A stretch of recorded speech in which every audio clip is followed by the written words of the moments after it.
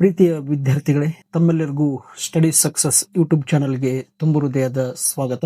ಈ ಒಂದು ವಿಡಿಯೋದಲ್ಲಿ SSLC ವಾರ್ಷಿಕ ಪರೀಕ್ಷೆಗೆ ಹೇಗೆ ಸಿದ್ಧರಾಗಬೇಕು ಅನ್ನೋ ಕೆಲವೊಂದಷ್ಟು ಸ್ಟಡಿ ಟಿಪ್ಸ್ ಗಳನ್ನ ಈ ಒಂದು ವಿಡಿಯೋದಲ್ಲಿ ತಮಗೆ ನೀಡಲು ಬಯಸ್ತಾ ಇದ್ದೀನಿ. ಸೊ ಈ ವಿಡಿಯೋವನ್ನ ಎಲ್ಲಿಯೂ ಸ್ಕಿಪ್ ಮಾಡದೆ ಸಂಪೂರ್ಣವಾಗಿ ವಿಡಿಯೋವನ್ನ ವೀಕ್ಷಣೆ ಮಾಡಿ.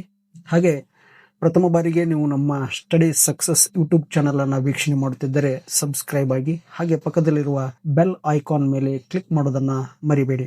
ಸೊ ಮೊದಲನೇ ಹಂತ, ಸರಿಯಾದ ಸ್ಟಡಿ ಪ್ಲಾನ್ ಮಾಡಿಕೊಳ್ಳಿ. ಸೊ ಒಂದು ಮನೆಯನ್ನ ಕಟ್ಟಬೇಕಾದ್ರೂ ಕೂಡ ಅಲ್ಲಿ ಮುಖ್ಯವಾಗಿ ನಾವು ಬ್ಲೂ ಪ್ರಿಂಟ್ ಅನ್ನು ಹಾಕೊಂಡಿರ್ತೀವಿ. ಸೊ ಆ ಬ್ಲೂ ಪ್ರಿಂಟ್ ಪ್ರಕಾರನೇ ಮನೆ ನಿರ್ಮಾಣ ಕಾರ್ಯವನ್ನ ನೆರವೇರಿಸ್ತಾ ಇರ್ತೀವಿ. ಹಾಗೆ ಇಲ್ಲಿ ವಿದ್ಯಾರ್ಥಿಯಾದವನು ತನ್ನ ವಾರ್ಷಿಕ ಪರೀಕ್ಷೆಗೆ ಯಾವ ರೀತಿಯಾದಂತಹ ಒಂದು ಸ್ಟಡಿ ಪ್ಲಾನ್ ಹಾಕಿಕೊಳ್ಬೇಕಂತಂದ್ರೆ, ಆ ವಿದ್ಯಾರ್ಥಿ ಆದವರು ದಿನಕ್ಕೆ ಕನಿಷ್ಠ ಅಂದ್ರೂ 5 ರಿಂದ 6 ಗಂಟೆ ಓದಿಗೆ ಮೀಸಲಿಡಲೇಬೇಕು. ಇನ್ನ ವಿಷಯವಾರು ನಾವು ಅದನ್ನ ವಿಂಗಡಣೆ ಮಾಡಿದಾಗ ಮ್ಯಾಥಮೆಟಿಕ್ಸ್ ಸಬ್ಜೆಕ್ಟ್ಗೆ 1.5 ಗಂಟೆ ಸಮಯವನ್ನ ಮೀಸಲಿಡಬೇಕು. ಹಾಗೆ ವಿಜ್ಞಾನ ವಿಷಯಕ್ಕೆ 1.5 ಗಂಟೆ, ಇನ್ನು ಸಮಾಜ ವಿಜ್ಞಾನ ವಿಷಯಕ್ಕೆ 1 ಗಂಟೆ, ಹಾಗೆ ಕನ್ನಡ ಮತ್ತು ಇಂಗ್ಲಿಷ್ ವಿಷಯಗಳಿಗೆ 1.5 ಗಂಟೆಗಳ ಕಾಲ ನಾವು ಪ್ರತಿನಿತ್ಯ ಏನ್ ಮಾಡ್ಬೇಕಂತಾರ ಆ ವಿಷಯಕ್ಕೆ ಸಮಯವನ್ನ ಮೀಸಲಿಡಬೇಕು. ಇದು ಪ್ರತಿದಿನ ಪುನರಾವರ್ತನೆ ಆಗಬೇಕು. ಅಂದ್ರೆ ಸುಮಾರು 30 ರಿಂದ 45 ನಿಮಿಷಗಳ ಒಂದು ಅವಧಿಗೆ ಇದು ಏನಾಗ್ಬೇಕಂತ ನಿಮ್ಮ ಓದಿನ ಆ ಒಂದು ಸ್ಟಡಿ ಪ್ಲಾನ್ ಏನಾಗಿರ್ಬೇಕು, ನಿರಂತರವಾಗಿ ಬದಲಾವಣೆ ಹಾಕೊಂತ ಹೋಗ್ತಾ ಇರಬೇಕು. ಇನ್ನ ಎರಡನೇ ಅಂಶವನ್ನ ಗಮನಿಸಿದಾಗ, ಪಠ್ಯ ಪುಸ್ತಕವೇ ನಮಗೆ ಮೊದಲ ಆದ್ಯತೆ ಆಗಿರ್ತದ. ಯಾವುದೇ ವಿಷಯವನ್ನ ನಾವು ಅಧ್ಯಯನ ಮಾಡಬೇಕಾದ್ರೆ ನಾವು ಅಧ್ಯಯನ ಮಾಡುವಂತ ತರಗತಿಯ ಪಠ್ಯ ಪುಸ್ತಕವೇ ಅದಕ್ಕೆ ಏನಾಗಿರ್ತದ ಅಂತಾರ ಮೂಲ ಆದ್ಯತೆ ಆಗಿರ್ತದ. ಸೊ ಎಲ್ಲಾ ಪ್ರಶ್ನೆಗಳಿಗೂ ಪಠ್ಯ ಪುಸ್ತಕ ಆಧಾರವಾಗಿರ್ತದ ಅನ್ನೋದನ್ನ ನಾವಿಲ್ಲಿ ಗಮನಿಸಬೇಕು. ಇನ್ನ ಪಠ್ಯ ಪುಸ್ತಕದಲ್ಲಿ ಪ್ರಮುಖವಾಗಿ ಕಂಡುಬರ್ತಕ್ಕಂತ ವ್ಯಾಖ್ಯಾನ ಆಗಿರ್ಬೋದು, ಉದಾಹರಣೆಗಳಾಗಿರ್ಬೋದು, ಚಿತ್ರಗಳಾಗಿರ್ಬೋದು, ಆ ಪಾಯಿಂಟ್ಗಳಾಗಿರ್ಬೋದು, ಇವುಗಳನ್ನ ನಾವು ಚೆನ್ನಾಗಿ ಅಧ್ಯಯನವನ್ನ ಮಾಡಿಕೊಂಡು ಮನನ ಮಾಡಿಕೊಳ್ಬೇಕು. ಇನ್ನ ಅಗತ್ಯವಿದ್ದಲ್ಲಿ ಬೋರ್ಡ್ ನೋಟ್ಸ್ ಇದ್ದರೆ ಅದನ್ನ ಬರೆದು ತೆಗೆಯುವುದು ಕೂಡ ಇನ್ನೂ ಉತ್ತಮವಾಗಿರ್ತದ. ಸೊ ಇಂತಿಷ್ಟು ಇದು ಪಠ್ಯ ಪುಸ್ತಕಕ್ಕೆ ನಾವು ಆದ್ಯತೆಯನ್ನು ಕೊಟ್ಟಾಗ ಮಾತ್ರ ಇಲ್ಲಿ ಹೆಚ್ಚು ಅಂಕಗಳನ್ನು ಗಳಿಸುವುದಕ್ಕೆ ಸಾಧ್ಯವಾಗ್ತದ. ಇನ್ನು ಮೂರನೇ ಅಂಶವನ್ನ ಗಮನಿಸಿದಾಗ, ಹಿಂದಿನ ವರ್ಷದ ಪ್ರಶ್ನೆ ಪತ್ರಿಕೆಗಳಿಗೆ ಆದ್ಯತೆಯನ್ನು ನೀಡುವುದು. ಕನಿಷ್ಠ 3 ರಿಂದ 4 ವರ್ಷಗಳ ಪ್ರಶ್ನೆ ಪತ್ರಿಕೆಯನ್ನ ನಾವ್ ಏನ್ ಮಾಡ್ಬೇಕಂತಾರ ಅವುಗಳನ್ನ ಅಧ್ಯಯನ ಮಾಡ್ಬೇಕು. ಸುಮಾರಿಗೆ ಎಕ್ಸಾಂಪಲ್ 2026 ಎಕ್ಸಾಮ್ ಅಧ್ಯಯನ ಮಾಡಕತ್ತೀವಿ ಅಂತಾರ, ಸುಮಾರು 2021, 22, 23, 24, 25 ಹೀಗೆ 3 ರಿಂದ 4 ಅಥವಾ 4 ರಿಂದ 5 ವರ್ಷಗಳ ಪ್ರಶ್ನೆ ಪತ್ರಿಕೆಗಳನ್ನು ನಾವು ಬಿಡಿಸಿ ಅವುಗಳನ್ನ ಅಧ್ಯಯನ ಮಾಡಿದ್ರೆ ಹೆಚ್ಚು ಅಂಕಗಳನ್ನು ಗಳಿಸುವುದಕ್ಕೆ ಸಾಧ್ಯ ಆಗ್ತದೆ. ಯಾಕಿದೆ ಪ್ರಶ್ನೆ ಪತ್ರಿಕೆಗಳನ್ನ ತೆಗೆದುಕೊಳ್ಬೇಕಂತಂದ್ರೆ, ಆಲ್ಮೋಸ್ಟ್ ಈ ಒಂದು ವಾರ್ಷಿಕ ಪರೀಕ್ಷೆಯಲ್ಲಿ ಕೇಳ್ತಕ್ಕಂಥ ಪ್ರಶ್ನೆಗಳೇ ಮುಂದಿನ ಪರೀಕ್ಷೆಗಳಲ್ಲಿ ರಿಪೀಟ್ ಆಗುವುದನ್ನು ನಾವು ಗಮನಿಸಿದಾಗ, ಹಿಂದಿನ ಪ್ರಶ್ನೆ ಪತ್ರಿಕೆಯಲ್ಲಿ ಬರುವಂತಹ ಪ್ರಶ್ನೆಗಳನ್ನ ಗುರುತಿಸುವುದರಿಂದ ಇಲ್ಲಿ ನಿಮ್ಗೆ ಈಸಿಯಾಗಿ ಏನ್ ಮಾಡಬಹುದು ಅಂತಾರ ವಾರ್ಷಿಕ ಪರೀಕ್ಷೆಯಲ್ಲಿ ಹೆಚ್ಚು ಅಂಕಗಳನ್ನು ಗಳಿಸುವುದಕ್ಕೆ ಸಾಧ್ಯ ಆಗ್ತದ. ಹಾಗೆ ಸಮಯವನ್ನು ಕೂಡ ನಿಗದಿ ಮಾಡಿಕೊಳ್ಬೇಕು. ಸಮಯ ಅಂತಂದ್ರೆ ನೀವು ವಾರ್ಷಿಕ ಪರೀಕ್ಷೆಯಲ್ಲಿ ಹೇಗೆ 3 ಗಂಟೆ 15 ನಿಮಿಷಗಳ ಸಮಯವನ್ನು ತೆಗೆದುಕೊಳ್ತೀರೋ, ಹಾಗೆ ಇಲ್ಲಿ ಕೂಡ ಸಮಯಕ್ಕೆ ಆದ್ಯತೆಯನ್ನು ಕೊಟ್ಟು ನೀವು ಪರೀಕ್ಷೆಗಳನ್ನ ಬರೆದಾಗ ಹೆಚ್ಚಿನ ನೀವು ಸಮಯವನ್ನ ಹೇಗೆ ಬಳಕೆ ಮಾಡ್ಕೊಳ್ಬೇಕು ಅನ್ನೋದು ಕೂಡ ನಿಮ್ಗೆ ಇಲ್ಲಿ ಮಾಹಿತಿ ದೊರಕ್ತದ. ಹಾಗಾಗಿ ಹಿಂದಿನ ಪ್ರಶ್ನೆ ಪತ್ರಿಕೆಗಳನ್ನ ಬಿಡಿಸಿ ಅವುಗಳಿಗೆ ಉತ್ತರಗಳನ್ನ ನೀಡುವಂತ ಪ್ರಯತ್ನ ನಿರಂತರವಾಗಿರ್ಲಿ.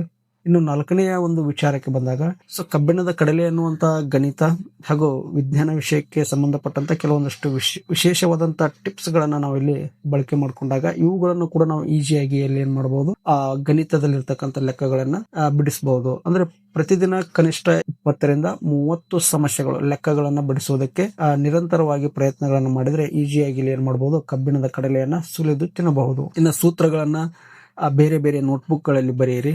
ಹಾಗೆ ಡಯಾಗ್ರಾಮ್ ಆಗಿರ್ಬೋದು, ಗ್ರಾಫ್ ಆಗಿರ್ಬೋದು, ಲೇಬಲ್ ಅಭ್ಯಾಸ ಆಗಿರ್ಬೋದು, ಮತ್ತು ಇನ್ನು ವಿಜ್ಞಾನ ವಿಷಯಕ್ಕೆ ಸಂಬಂಧಪಟ್ಟಂತ ಚಿತ್ರಗಳು ಅತ್ಯಂತ ಮುಖ್ಯವಾಗಿರ್ತಾವ. ಆ ಚಿತ್ರಗಳನ್ನು ಬಿಡಿಸುವುದರಲ್ಲಿ ಕೂಡ ತಾವು ಪ್ರಯತ್ನಗಳನ್ನ ಮಾಡ್ತಾ ಇದ್ರೆ ಹೆಚ್ಚು ಅಂಕಗಳನ್ನು ಗಳಿಸುವುದಕ್ಕೆ ಸಾಧ್ಯ ಆಗ್ತದ. ಇದು ವಿದ್ಯಾರ್ಥಿಗೆ ದಿನನಿತ್ಯ ಇದನ್ನ ರೂಢಿ ಮಾಡಿಕೊಂಡಾಗ ಪರೀಕ್ಷೆಯ ಭಯವು ಕೂಡ ಏನಾಗುತ್ತಂತಾರ ಹೋಗಲಾಡಿಸೋದಕ್ಕೆ ಸಾಧ್ಯ ಆಗ್ತದ. 5ನೇ ಅಂಶವನ್ನು ಗಮನಿಸಿದಾಗ, ಭಾಷಾ ವಿಷಯಗಳಿಗೆ ಸಂಬಂಧಪಟ್ಟಂತೆ, ಭಾಷಾ ವಿಷಯ ಅಂತಂದ್ರೆ ಇಲ್ಲಿ ಕನ್ನಡ ಆಗಿರ್ಬೋದು, ಹಿಂದಿ ಆಗಿರ್ಬೋದು, ಮತ್ತು ಹಾಗೆ ಇಂಗ್ಲಿಷ್ ಭಾಷೆಯನ್ನು ಕೂಡ ನಾವು ಈಸಿಯಾಗಿ ಏನ್ ಮಾಡಬಹುದು, ಅಧ್ಯಯನವನ್ನು ಮಾಡ್ಕೊಂಡ್ರೆ ಅಲ್ಲಿ ಅಂಕಗಳನ್ನ ಹೆಚ್ಚಾಗಿ ಪಡೆಯೋದಕ್ಕೆ ಸಾಧ್ಯ ಆಗ್ತದ. ಅದು ಹೇಗಂತಂದ್ರ, ಈಗ ಕನ್ನಡದಲ್ಲಿ ಪ್ರಬಂಧ ಅಂತ ಹೇಳಿ ಬರ್ತದ, ಇಂಗ್ಲಿಷ್ ನಲ್ಲಿ ಎಸ್ಸೆ ಅಂತ ಹೇಳಿ ಬರ್ತದ, ಹಿಂದಿಯಲ್ಲಿ ಕೂಡ ಎಸ್ಸೆ ಟೈಪ್ ಏನಿರ್ತಾವ ಪ್ರಶ್ನೆಗಳಿರ್ತಾವ.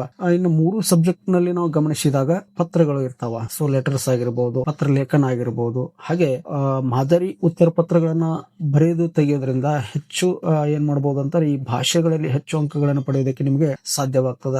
ಇನ್ನು ವ್ಯಾಕರಣ ನಿಯಮಗಳನ್ನ ಪುನರಾವರ್ತನೆ ಮಾಡಿಕೊಳ್ಳುವುದರಿಂದ ಹೆಚ್ಚು ಅಂಕಗಳನ್ನು ಬಳಸುವುದಕ್ಕೆ ಸಾಧ್ಯ ಆಗ್ತದ. ಪ್ರತಿದಿನ 1-2 ಪ್ಯಾರಾಗ್ರಾಫ್ ಬರವಣಿಗೆ ಅಭ್ಯಾಸ ಮಾಡಿದರೆ ಹೆಚ್ಚು ಏನಾಗುತ್ತೆ ಅಂತ ನಿಮ್ಗೆ ಅಂದವಾದಂತ ಬರಹ ಕಾಣ್ತದ. ಹಾಗೆ ಯಾವ ವಿಷಯದಲ್ಲಿ ಸ್ಪೀಡ್ ಆಗಿ ನಾವು ಇನ್ನು ಏನ್ ಮಾಡಬಹುದು, ರೈಟಿಂಗ್ ಮಾಡೋ ಕಲಿಬಹುದು ಅನ್ನೋದನ್ನ ನಾವಿಲ್ಲಿ ಈ ಪ್ಯಾರಾಗ್ರಾಫಿಗಳ ಮುಖೇನವಾಗಿ ದಿನನಿತ್ಯ ಬರೆಯೋದ್ರಿಂದ ಏನಾಗುತ್ತೆ ಅಂತ ನಮ್ಗೆ ಪ್ರಾಕ್ಟೀಸ್ ಆಗುತ್ತೆ. ಇನ್ನು 6ನೇ ವಿಚಾರವಾಗಿ ಬಂದಾಗ ಸ್ಮರಣ ಶಕ್ತಿಯನ್ನ ಹೆಚ್ಚಿಸಿಕೊಳ್ಳೋದು. ಸೊ ಈ ಸ್ಮರಣ ಶಕ್ತಿಯನ್ನ ಹೇಗೆ ಹೆಚ್ಚಿಸ್ಕೊಳ್ಬೇಕಂತಂದ್ರೆ ಮೊದಲನೇದಾಗಿ ಮೈಂಡ್ ಮ್ಯಾಪ್ ಗಳನ್ನ ನಾವು ಹಾಕಿಕೊಳ್ಳೋದಕ್ಕೆ ನಿರ್ಧಾರ ಮಾಡ್ಕೊಳ್ಬೇಕು, ಅಥವಾ ಚಾರ್ಟ್ ಮಾಡಿ ಅವುಗಳನ್ನ ಅಧ್ಯಯನ ಮಾಡೋದ್ರಿಂದ ಸ್ಮರಣ ಶಕ್ತಿಯನ್ನ ಹೆಚ್ಚಿಸಲು ಸಾಧ್ಯವಾಗ್ತದ.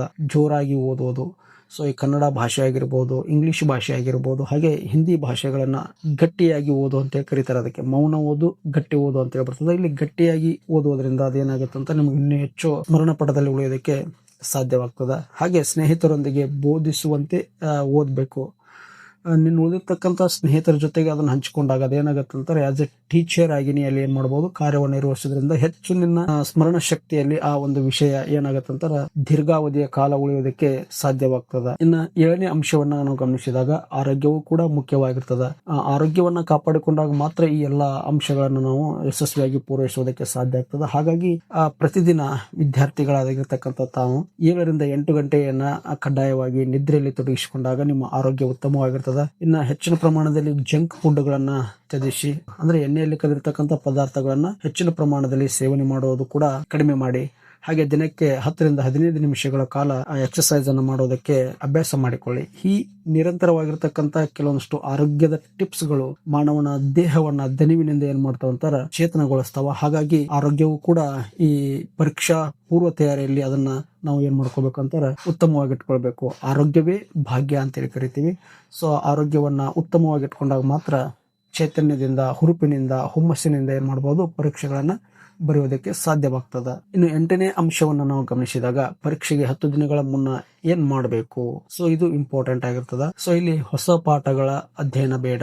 ಸೊ ನಾವು ಏನು ಇಲ್ಲಿವರೆಗೂ ಅಧ್ಯಯನವನ್ನು ಮಾಡ್ಕೊಂಡು ಬಂದಿರ್ತೀವಲ್ಲ ಆ ಅಧ್ಯಯನಗಳ ನಿರಂತರವಾಗಿ ನೀವು ತೊಡಗಿಸಿಕೊಂಡ್ರೆ, ಹಾಗೆ ಮಾದರಿ ಪ್ರಶ್ನೆ ಪತ್ರಿಕೆಗಳನ್ನು ಬಿಡಿಸೋದಾಗಿರ್ಬೋದು, ಸೂತ್ರಗಳಾಗಿರ್ಬೋದು, ಡೆಫಿನೇಷನ್ ಆಗಿರ್ಬೋದು, ಮತ್ತು ಈ ಎಲ್ಲಾ ವಿಚಾರಗಳಿಗೆ ನೀವು ಹೆಚ್ಚಿನ ಪ್ರಮಾಣದಲ್ಲಿ ಫೋಕಸ್ ಮಾಡಿದಾಗ ಮಾತ್ರ ಈ ಒಂದು SSLC ಅನ್ನೋ ಒಂದು ಪರೀಕ್ಷೆ ಒಳಗಡೆ ಹೆಚ್ಚು ಅಂಕಗಳನ್ನ ಪಡೆದು ತೆರಗಡೆ ಆಗೋದಕ್ಕೆ ಸಾಧ್ಯ ಆಗ್ತದ. ವಿದ್ಯಾರ್ಥಿಗಳೇ ಈ 8 ಅಂಶಗಳನ್ನ ತಾವು ಮನನ ಮಾಡಿಕೊಂಡು, ಸೊ ಅವುಗಳನ್ನ ಗಮನ ಹರಿಸಿ ಪ್ರತಿನಿತ್ಯ ಸಮಯಕ್ಕೆ ಆದ್ಯತೆಯನ್ನು ಕೊಟ್ಟು, ಆಮೇಲೆ ಟೀಚರ್ಸ್ ಹೇಳಿರ್ತಕ್ಕಂತ ವಿಚಾರಗಳನ್ನ ಎಲ್ಲವನ್ನ ಮನನ ಮಾಡಿಕೊಂಡು, ಸೊ ಈ ಒಂದು ಇನ್ನೇನು ಮಾರ್ಚ್ 18 ಹತ್ತಿರ ಬರ್ತಾ ಇದೆ, ಇಲ್ಲಿ ಆತಂಕ, ಭಯ, ನರ್ವಸ್ ಆಗೋದು ಬೇಡ.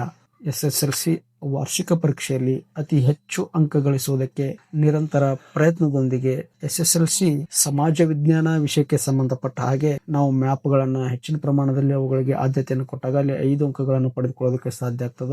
1 ಅಂಕ, 2 ಅಂಕ, 3 ಅಂಕಗಳ ಪ್ರಶ್ನೆಗಳಿರ್ತಾವ. ಸೊ ಈಸಿಯಾಗಿ ನಾವು ಏನ್ ಮಾಡಬಹುದು, ಈ ಪರೀಕ್ಷೆಗಳನ್ನ ಎದುರಿಸಬಹುದು. ಭಯದಿಂದ ಪರೀಕ್ಷೆಯನ್ನು ಬರೆಯುವುದಕ್ಕೆ ಪ್ರಯತ್ನ ಮಾಡಬೇಡಿ. ಉತ್ಸಾಹದಿಂದ ಅಧ್ಯಯನಗಳ ಕ್ರಿಯೆಗಳಿಂದ ತಮ್ಮ ಪರೀಕ್ಷೆಗಳು ಯಶಸ್ವಿಗೊಳ್ಳಲಿ ಎಂದು ಶುಭ ಹಾರೈಸುತ್ತಾ ಈ ವಿಡಿಯೋವನ್ನ ಇಲ್ಲಿಗೆ ಮುಗಿಸ್ತಾ ಇದ್ದೀನಿ. ಅದಕ್ಕಿಂತ ಮುಂಚೆ ಪ್ರಥಮ ಬಾರಿಗೆ ನೀವು ಸ್ಟಡಿ ಸಕ್ಸಸ್ ಯೂಟ್ಯೂಬ್ ಚಾನಲ್ ಅನ್ನ ವೀಕ್ಷಣೆ ಮಾಡುತ್ತಿದ್ದರೆ ಸಬ್ಸ್ಕ್ರೈಬ್ ಆಗಿ, ಹಾಗೆ ಪಕ್ಕದಲ್ಲಿರುವ ಬೆಲ್ ಐಕಾನ್ ಮೇಲೆ ಕ್ಲಿಕ್ ಮಾಡೋದನ್ನ ಮರಿಬೇಡಿ ಎನ್ನುತ್ತಾ ಈ ವಿಡಿಯೋವನ್ನ ಇಲ್ಲಿಗೆ ಮುಗಿಸ್ತಾ ಇದ್ದೀನಿ. ನಮಸ್ಕಾರಗಳು.